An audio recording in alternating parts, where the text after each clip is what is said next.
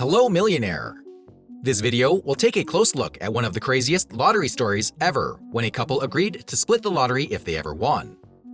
However, little did they know, their wishes would come true. But what happened then will leave you speechless.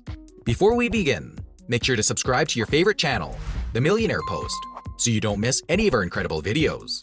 In 2007, a woman named Lynn Ann Poirier hit a lottery jackpot of $1 million. At 62, the former Seminole County school teacher decided to take the lump sum payment of $750,000 with her boyfriend of 6 years, Howard Browning. Of course, you'd want to share that big win with your significant other, right? Not according to Browning.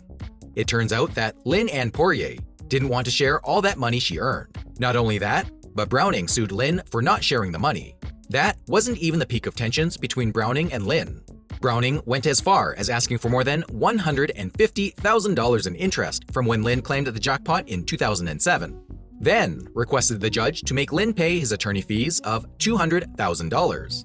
It doesn't get any better from there. So what's Browning's story? Lynn and Howard Browning had been living in Lynn's home when they made an agreement, maybe a joke or comment when they first started dating, to split the lottery if they ever won. On June 2, 2007, they stopped at a convenience store where they bought tickets for the Florida Lottery's Big Firecracker Millionaire Raffle.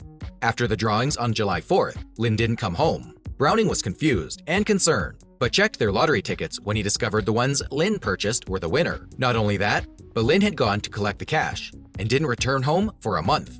When Lynn returned, Browning asked for his half of the winnings, but she refused. So naturally, after 6 months, Browning decided to sue Lynn for breach of an agreement they made. Browning says that he gave Lynn the $20 to spend on the lottery ticket, and that they were sweethearts before the winning.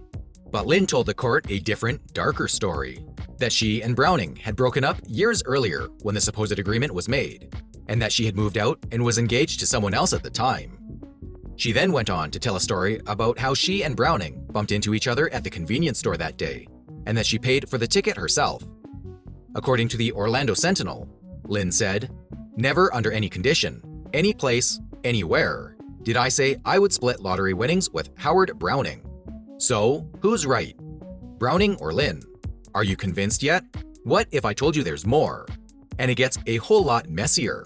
Well, hang tight and keep watching. Browning was unemployed at the time and claimed to pay for the ticket, which an ATM transaction showed he withdrew several $100s before buying the slips. Not only that, but they even went to a Red Lobster for dinner after purchasing the tickets. Lynn had stopped returning his calls and disappeared from their house. Browning then said the couple agreed on splitting the winnings in 1992 at the start of their relationship. Does this sound crazy or what? Well, it doesn't stop getting crazier.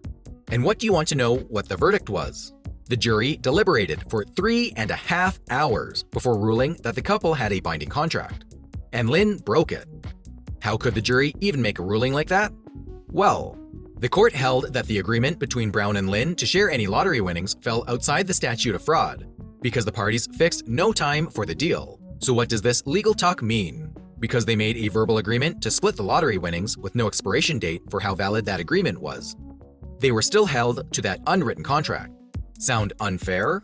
Lynn was ordered to pay the court $291,000, but it was only a hollow victory, for Lynn didn't have the money. A month later, Lynn claimed she spent all the money and filed for bankruptcy.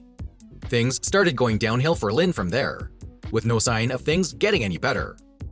Her attorney, Mark Sessoms, withdrew from the lottery case, claiming that he can no longer effectively represent Lynn.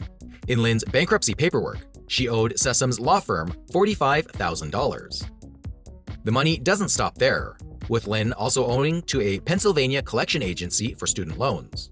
How much? Try $103,000.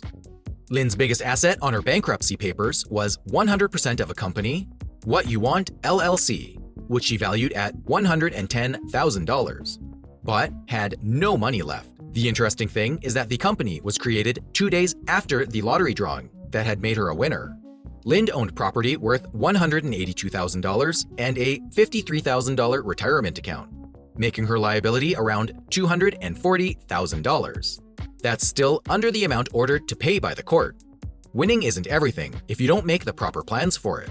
This case is a good example of watching what you say and the agreements you make, because who knows what kind of monetary split you agreed to years ago. And that's it for this video.